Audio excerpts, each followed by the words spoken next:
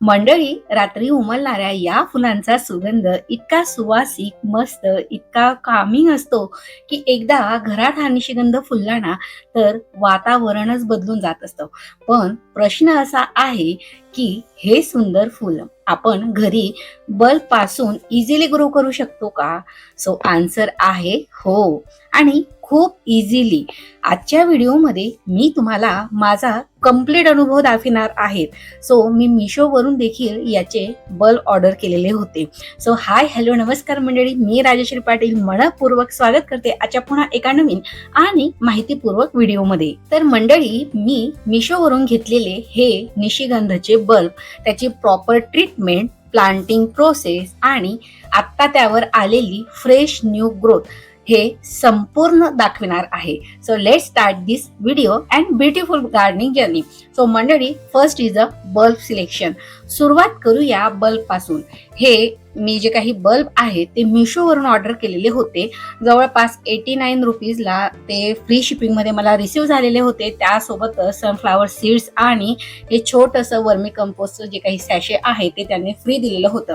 आणि जवळपास 79 और 89 रुपीजमध्ये 19 बल्ब मला या ठिकाणी रिसीव्ह झालेले होते. सो बल्बची क्वालिटी देखील बेस्ट होती आणि जे काही त्यांचं शिपिंग होतं, पॅकिंग होतं, ते देखील चांगलं होतं. म्हणजे प्राइसच्या हिशोबाने जो काही प्रोडक्ट रिसीव्ह झालेला होता तो बेस्ट होता.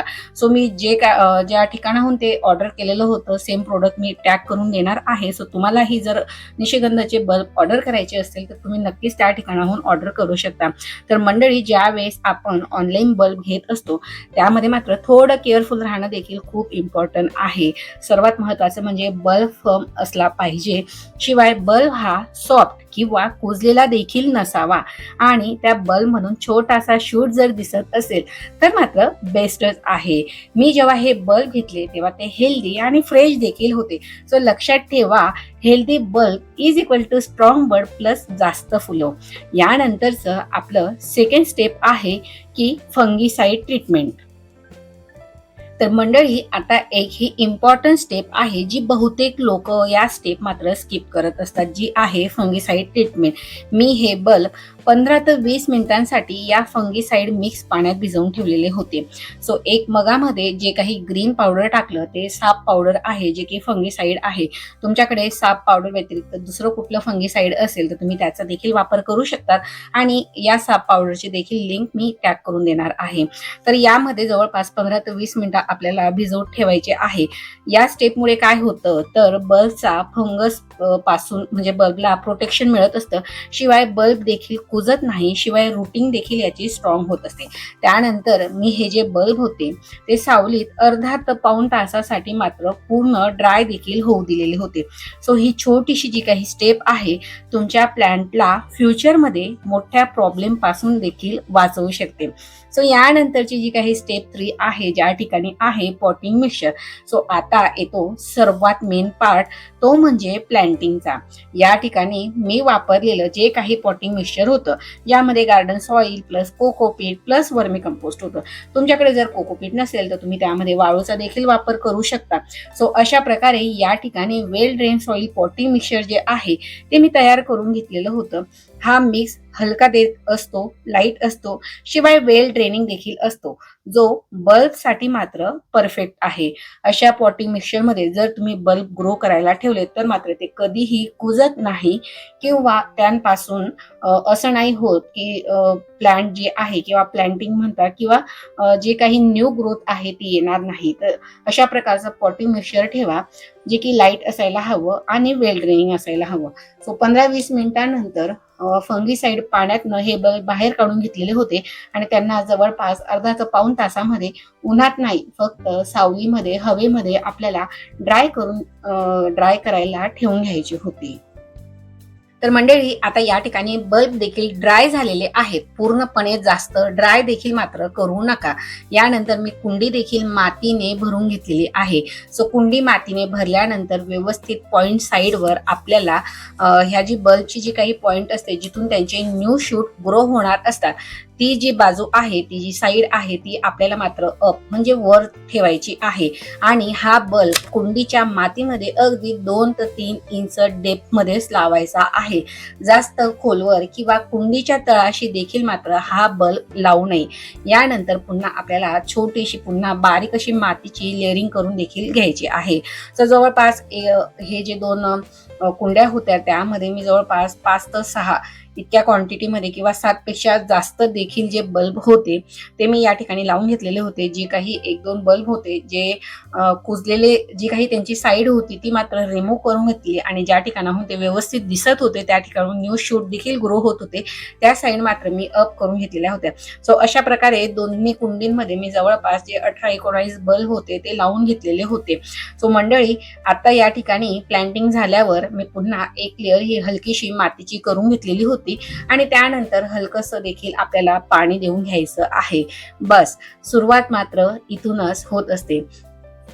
मंडळी, ही तर झाली आपली आतापर्यंतची जर्नी, पण यानंतरची जी काही स्टेप आहे ती म्हणजे केअर अँड ग्रोथची. सो आता यानंतरचा क्वेश्चन आहे की आता याची केअर कशी घ्यायची. तर मंडळी, रोजचा 4 ते 6 तासाचा जो काही सूर्यप्रकाश असतो तो मात्र यांना हवाच आहे. याला ओव्हर वॉटरिंग मात्र टाळा. माती तर हलकीशी मॉइस्ट ठेवा, पूर्णपणे ड्राय देखील ठेवू नका आणि अगदीच भरपूर असं पाणी देखील मात्र या कुंडांमध्ये टाकू नका, जेणेकरून जे काही बल्ब लावलेले आहेत ते मात्र कुजायला नको. आणि जवळपास 8 ते 10 दिवसानंतर आपल्याला यामध्ये न्यू ग्रीन शूट्स देखील दिसायला लागलेले आहेत. तर मंडळी, या ठिकाणी हे पॉझिटिव्ह साईन आहे की आपले बल्ब सक्सेसफुली ग्रो देखील होत आहे. सो हा मोमेंट खूप सॅटिस्फाईंग असतो. तर आता यानंतरची स्टेप नंबर 5. तर आता दोन्ही कुंड्यांमध्ये तुम्ही पाहू शकता, एक जी कुंडी होती ना तिला प्रॉपर सनलाईट मिळत होता, पण एकीला मात्र थोडा कमी सनलाईट मिळत असल्यामुळे त्या ठिकाणी मात्र अजूनही अशा प्रकारची जी काही ग्रोथ आहे ती दिसत नाही आहे. सो एका कुंडीतले बल्ब चांगल्या प्रकारे ग्रो झालेले होते आणि दुसरीतले मात्र थोडे कमी झालेले होते. यानंतरचं सर्वात महत्त्वाची गोष्ट म्हणजे की आपल्याला फर्टिलायझर आणि फ्लावरिंग विषयी जाणून घ्यायचं आहे. तर आता जर तुम्हाला भरपूर फुलं घ्यायची असतील तर मात्र थोडी एक्स्ट्रा केअर देखील घ्यावी लागणार आहे. सो जवळपास हे सगळं न्यू शूट आल्यानंतर 15 दिवसांनी तुम्ही यांना वर्मी कंपोस्ट द्यायचं आहे किंवा तुम्ही घरगुती लिक्विड फर्टिलायझर देखील देऊ शकता, ज्यामध्ये कांद्याची सालीची पाणी असो किंवा आताच नुकताच मी कलिंगडाच्या सालींचं लिक्विड फर्टिलायझर कसं तयार करावं ते देखील शेअर केलेलं आहे. सो एक ना अनेक भरपूर असे घरगुती लिक्विड फर्टिलायझरचे व्हिडिओ तुम्हाला चॅनलवर मिळून जातील. सो त्यातील कुठलंही लिक्विड फर्टिलायझर तुम्ही आता देऊ शकतात. यामुळे स्टेम देखील जी झाडाची आहे किंवा बल्बची आहे ती स्ट्रॉंग होत असते, बर्ड जास्त येत असतात आणि फ्लावरिंग देखील मात्र हेवी होत असते. सो प्रॉपर केअर दिल्यावर अगदी 2 ते 3 महिन्यामध्ये तुमचा निशिगंध हा फुलायला देखील सुरुवात होत असते. यासोबतच मात्र आपण या सर्व गोष्टी करत असताना काही चुका देखील टाळायला हव्यात, जसे की या कुंडींमध्ये किंवा बल्बला जास्त पाणी देणं. सेकंड म्हणजे बल्ब देखील खूप खोलवर मातीत लावणं, ही देखील चूक करू नका, त्याने देखील न्यू शूट ग्रो व्हायला वेळ लागत असतो. त्यानंतर जर सनलाईट कमी दिला तर त्याने देखील मात्र ग्रो किंवा जी काही ग्रोइंग प्रोसेस असते ती स्लो होऊन जात असते, जी की आत्ताच तुम्हाला मगाशी मी बोलली की एक कुंडी पूर्ण उन्हात असल्याने आणि एकीला कमी सूर्यप्रकाश असल्यामुळे त्याची ग्रोथ जी आहे ती एकीपेक्षा कमी झालेली आहे. सो या छोट्या चुका जर तुम्ही टाळल्या तर मात्र तुमची जी मेहनत आहे ती तुम्ही अजिबात वाया घालवू शकणार नाही. So avoid this and enjoy healthy growth.